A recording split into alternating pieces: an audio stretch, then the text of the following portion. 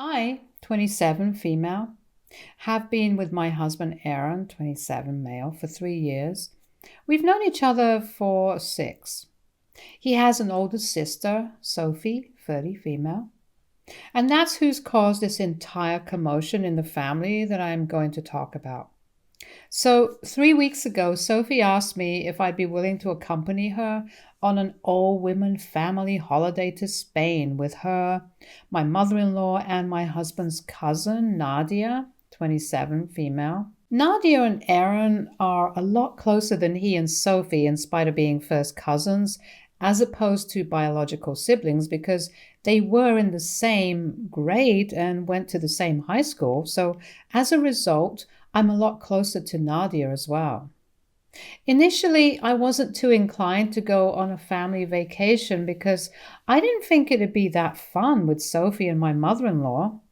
But afterwards, Nadia and I had a chat, and she told me that she wanted a break, so she was willing to go and wanted me to come along too. She convinced me, and I agreed to go on the trip. Sophie was the one sponsoring the flight tickets and the stay at the hotel, which wasn't a problem for her whatsoever because she was filthy rich thanks to her husband, who's a neurosurgeon. She runs an event management company, but everyone knows that the company pretty much runs itself. She just doesn't want to come off as a socialite who doesn't work. She has a degree in literature, but she's never used it and believes that college had been a total waste of time for her, except for the part where she met her current husband through a friend of hers at a party.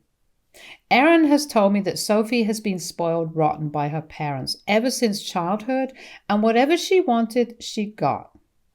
That has extended into adulthood, and even now she thinks that just sulking, pouting, and the silent treatment will be enough to manipulate people into doing what she wants.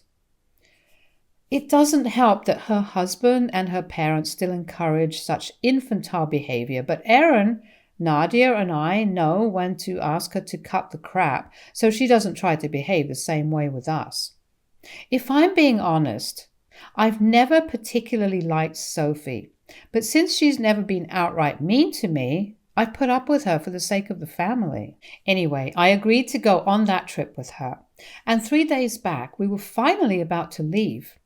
The airport is kind of far away from my house, so I had to leave early, and I ended up reaching there about half an hour early as well. I was pretty bored while waiting for the rest of the party to arrive, so I decided to go scroll through my phone instead. That morning itself, unfortunately, my phone's vibration motor stopped working, and so it wasn't buzzing whenever I received a notification like it usually does. I didn't have the time to repair it that day, so I decided I'd do it once I returned from the holiday. It was purely by luck that I had been on my phone when I received the message. I received an image from Sophie where she'd sent me the screenshot of text she'd received from a number I didn't recognize. The conversation had an image followed by a text, and once I downloaded it, I opened the image to check out the contents because it felt bizarre that Sophie was sending me the screenshot of someone else's conversation. As soon as I did, my blood froze because the picture had been clicked right outside of my house by someone who had a pair of scissors in their left hand. Within seconds, I received another message from the same number. "Tell your darling brother's wife that I'm back." Sophie followed that screenshot up by saying that she'd received this text from an unknown number a couple of minutes ago and that she was terrified because she thought Aaron was in danger now. That was all I needed to go into panic mode because I actually have a history of being stalked, and it was literally the single most terrifying phase of my life. Back when I was in college, I had a stalker who would randomly click pictures of me from the back and send them to me throughout the day. He wouldn't text me on my number, but would use dummy social media accounts to talk to me. He'd ask me to meet him at certain spots, but he'd never show up. I wouldn't go unarmed, and I was trained in jiu-jitsu, but even then I felt very afraid of what would happen. This went on for 2 whole months, and I didn't tell anyone because I was scared of what he might do if I did. Initially, I tried to get the guy to stop, but he texted me and told me that if I breathed even a word of this to anyone, then I'd be in big trouble, and had even sent me a similar picture from right outside my parents' house to threaten me, scissors and all. I was terrified, so I didn't tell anyone and just kept silently praying for my safety whenever I'd have to attend classes. After the first few weeks, I stopped leaving my dorm room for anything but glasses and food, and eventually it got to a point where I refused to leave my room at all because I kept receiving pictures of myself so frequently. It was then that my roommate finally realized that something was wrong and forced me to tell her, and after that we went to the police to report this. Within a few days, an arrest had been made, and very ironically, it happened to be a guy from the computer engineering department. He was a senior and had a history of making girls on campus feel creeped out or harassed. Unfortunately, he'd taken a liking to me, and so he'd started stalking me, and because he specialized in cyber safety, he was able to find out a lot about me from my social media accounts, which happened to be public at the time. He'd also simultaneously been stalking another girl who hadn't reported this for the same reasons as me. Once he was caught, he was kicked out of college, and that was the end of him terrorizing me and other women. From what I heard, his parents took him back after a couple of days, and he ended up back in his home country. It's been several years since that, and I had almost forgotten about him, but as soon as I saw that image, all the terror came rushing back, and I instantly called 911. I told Sophie to get to my house ASAP, but luckily forgot to mention that I'd called the cops already because I was more concerned about trying to warn Aaron instead. I got a cab within minutes and started trying to call my husband desperately because I knew that he was still asleep. It was 8 in the morning at the time, and my husband has a tendency to sleep late on the weekends, so I knew it wouldn't be easy for me to get through to him. But luckily, he did answer me when I called him for a third time. I could tell that he'd just woken up because he sounded drowsy, but I didn't have time to spare. So I told him to arm himself with something heavy, lock himself in the bedroom, and block the door somehow. He was confused, but as soon as I mentioned the picture, he told me he understood and did as I told him. I stayed on call with him throughout the 45-minute cab ride home, even as the cops arrived and inspected the house. I did not check my phone in the meantime, and since the vibration feature was gone, I wasn't getting any physical reminders from the notifications to remind me either. By the time I reached home, their inspection was almost over and they hadn't found anyone suspicious in the vicinity. I was having a full-blown panic attack by the time I reached home, and it took me several minutes and a half a bottle of water to finally calm down. The cops told me that they'd run the phone number through the system, and the only name that had come up was Theo Wilson. That wasn't my stalker's name, but a fake name for his phone number would be totally feasible. By then, I'd forgotten about Sophie and my phone and hadn't checked it in a while because I was just so relieved to see that Aaron was safe. The cops who'd come to my house informed me that they'd sent 2 cops separately to pay this person after the cybercrime department had tracked the sender and were currently bringing them to the police station. Aaron and I headed over to the nearest police station. Within a few minutes of our arrival, Sophie was dragged in by 2 cops while she sobbed violently. I think most people have been able to guess what happened by now, and yeah, it's exactly what you guys think. For whatever reason, Sophie had thought that it would be a good idea to pull a prank on me this morning just to mess with me a little before our trip.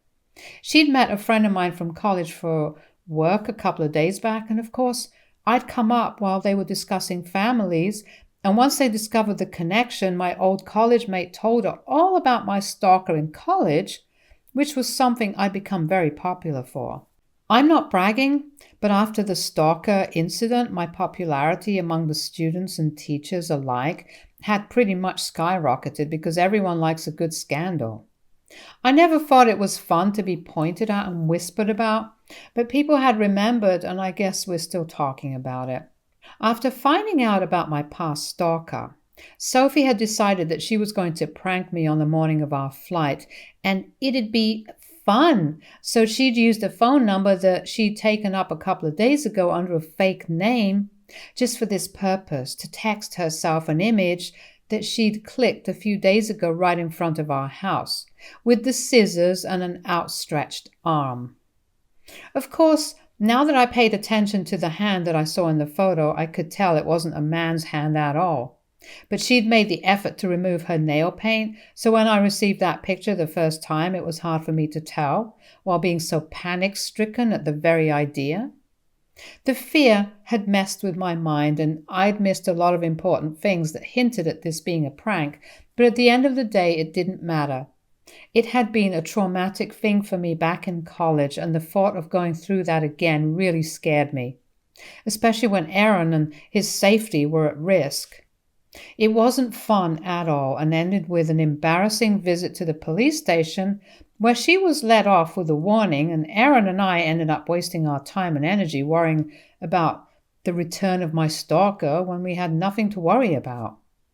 I was beyond angry when I left the station and just let her have it. I must have screamed at her for more than 15 minutes, and by the time I was done, she was bawling again. But I didn't care. She tried to make a mockery out of something that was a really traumatic and scary experience for me. And because of her own stupidity, she'd landed us all in an embarrassing situation. So she could cry her tears all she wanted, but I wasn't going to feel even an iota of sympathy for her. Aaron and I drove back home that day, and on the ride back home, I told Nadia all about what had happened, and even she ended up canceling the trip because, let's be real, nobody wants to hang out with someone like Sophie after they go above and beyond in their stupidity. That entire day, I did nothing but try to calm my nerves because it had been a crazy morning and I still hadn't got over the stalker scare. The threat had felt very real at the time, and even after finding out it wasn't real, it was very difficult for me to shake off the fear because it had been the darkest time for me when it happened back in college, and I'll admit, I was still pretty spooked by it. That day, I didn't talk to anyone apart from Aaron, and a little to Nadia. I didn't get any notifications either because I turned my phone off for the day. I'd had enough.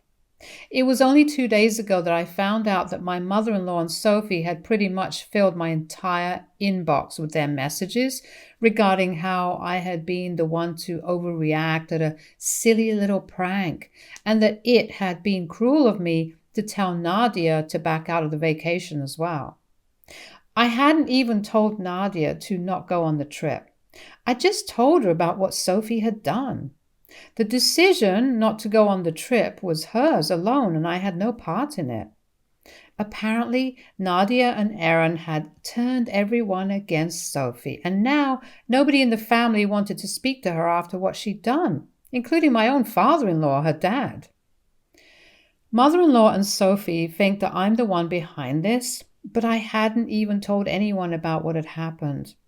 I couldn't have because I didn't even use my phone that day, and it was all Nadia and Aaron who'd informed the other cousins and generally just the younger folks of the family who are now cutting Sophie off. They think that I'm the one who now owes Sophie an apology because what she did was just a harmless prank. But what's happening to her is real and hurtful. She's being cut off by her own family, and that's why now she's the victim here. I spoke to Aaron about this after I read their texts, and he told me that there's no reason for me to feel sorry for her at all, and neither does he and Nadia feel sorry for telling everyone else about this. What she did to me was undoubtedly cruel and not just a harmless prank. It would have been harmless if it didn't trigger my past trauma to the point of making me unable to think or do anything else for an entire day. But we all know the mental toll that it took on me. I agree because it wasn't harmless at all, and I'd been paralyzed with anxiety for one whole day because of what she did. So now she deserved every bit of this. Plus, she didn't even apologize to me and just kept crying, so I don't know why she even expected me to feel sorry for her when she didn't feel sorry for me. I think that's very hypocritical of her, but I don't expect any less. After I read the text and spoke to Erin about it, I was just going to ignore her because I had no intention of wasting my own time by speaking to her and trying to reason with her. But she just kept texting me again and again. It was clear that she was just trying to make me feel guilty about what had happened. And I knew that she fully believed that she could manipulate me into apologizing and getting the family back on good terms with her again. It just got on my nerves after a while, so in a moment of frustration, I actually ended up responding to her. I texted her back saying that I was glad that she'd chosen to play such an insensitive and cruel prank on me, because that just revealed what an awful piece of work she was to everyone. And she only had herself to thank for the situation she was in right now. I also told her that I had nothing to do with the other relatives cutting her off, but I wish I did, because then I'd have the satisfaction of knowing that I'd helped in cleaning up the trash from the family. I ended the message by saying that she was as much of a pig on the inside as she was on the outside, referring to the fact that she was slightly on the chubby side. I'm not generally someone who judges people by their bodies, because I have been bullied for my own body in the past for being excessively skinny. But here, I just wanted Sophie to feel bad. I knew she was insecure about her weight, so that's where I chose to hit her, because I knew it'd hurt. I don't know if I was too hard on her, but I did feel good after I sent that message. I tried very hard to keep my opinions to myself and my temper under control, but she just kept texting me and went on pushing and pushing until I finally lost it. So I replied to her and called her trashy, because that's how I felt about her after the prank she tried to pull off. I used to tolerate her earlier, despite her spoiled and insensitive behavior, but this was way beyond my tolerance now. I kept my phone aside after sending her that text and tried to distract myself by watching a movie, and only came back to my phone after 3 hours. When I finally checked my messages, there was a new message from Sophie where she said that she'd considered me a good friend of hers all along, and that's why she'd expected me to forgive a tiny mistake of hers without her having to beg for forgiveness, since it was implied that she was sorry. I don't know what that means, but I guess that made sense to her. Then she said that if I was just going to be rude to her, then I shouldn't have replied to her at all, instead of going out of my way to be horrible and make her feel like crap. I should have just ignored her like I was earlier, but I chose to be cruel just to hurt her, which made me just as trashy as her. I don't like Sophie much, but she does have a point, I guess, and maybe I shouldn't have said the things I said. I was just really angry with whatever she'd done, and the way she was still trying to pin the blame on me instead of accepting that she screwed up was making me feel even angrier. She's the one who kept pushing me by trying to gaslight me into believing that this was somehow my fault, and I just couldn't take that, so I guess I went a little too low. The only thing I feel bad for is shaming her for her weight, because I know how bad that feels. However, I still don't think she has any right to even approach me and demand an apology after what she did to me. If she'd just been a decent person and owned up to her fault, maybe we wouldn't be here at all. Erin doesn't think I should apologize because she deserved to be called out. She'd hurt me first, and then continued to try and hurt me by gaslighting me and manipulating me by insisting that she was somehow the victim here. He doesn't think I should even feel sorry for her. Nadia, on the other hand, does think I was a little too hard on her, so I'm divided right now and have no clue on how to go about this right now. And that's why I'm here, to ask the Reddit community to help me out right now, because I would hate to stoop to the same levels as Sophie just to get back at her. I love Aaron, but he's not always the best person when it comes to emotional situations like these. And I also love Nadia, but she's a little too emotional, unlike Aaron. And what I need right now is completely unbiased judgment, keeping in mind the circumstances. So AITA for calling my heavy sister-in-law a pig to insult her insecurities after she tried to pull a prank on me that made light of my past trauma? Update 1. Hey, so I read the comments on my original post and I respect everyone's opinions, but I couldn't help myself and did apologize to Sophie for the pig comment that I made.